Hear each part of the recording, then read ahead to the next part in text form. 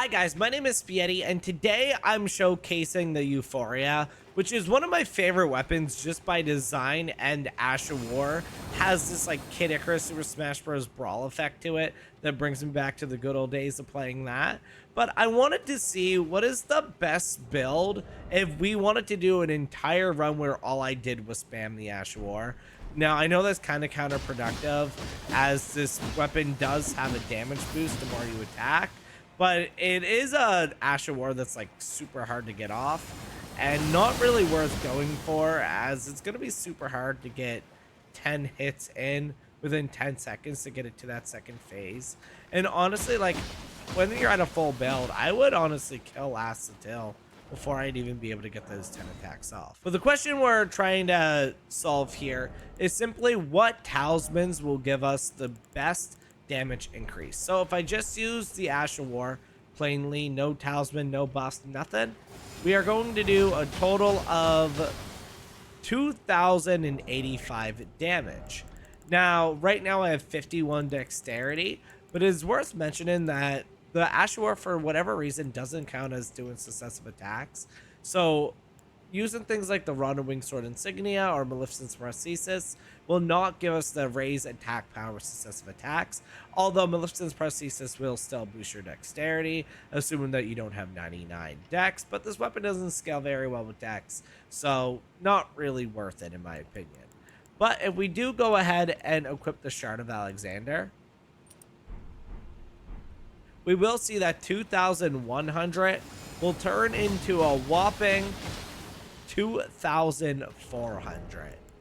Now, what if we go and equip the Sacred Scorpion Charm? Because this does do a holy damage, now we are doing a whole entire 2,545. But now you can actually make that better. Now, assuming that you're somehow good at this game to never get hit, which is going to be really hard using this Ash of War, as it's not good. It is not a good Ash of War at the moment whatsoever. But if you equip the Ritual Sword Talisman, we will be doing an entire 2,800. We almost killed Acetyl there.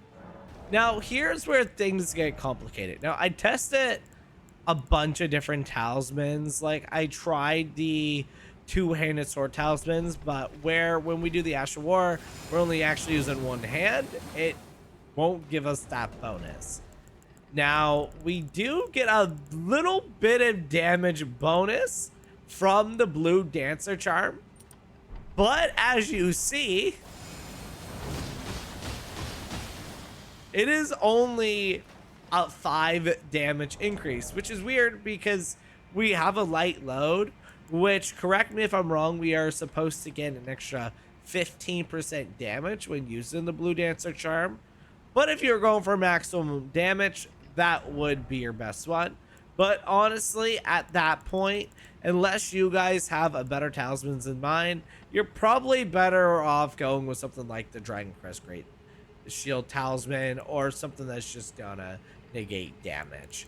Or honestly, even if you need that extra stamina, depending on your stats, you can go with something that boosts your stamina. Now, I don't want to be one of those guys that just builds around popping 14 items, proccing madness, this and all that. Flask of Wonder in Physics does have a Holy Shredded cracked here that temporarily boosts holy attack. So just for fun, let's go ahead and pop that.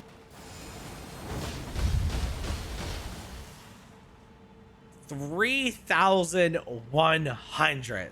Just for fun, let's see if we equip this entire armor set, which gives us a 2% damage increase for each one, and then pop the flask.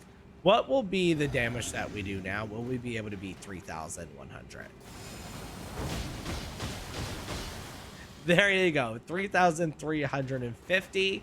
So that will be the max that you can do. So this right here is the best possible build that you can do for the maximum damage with the Euphoria.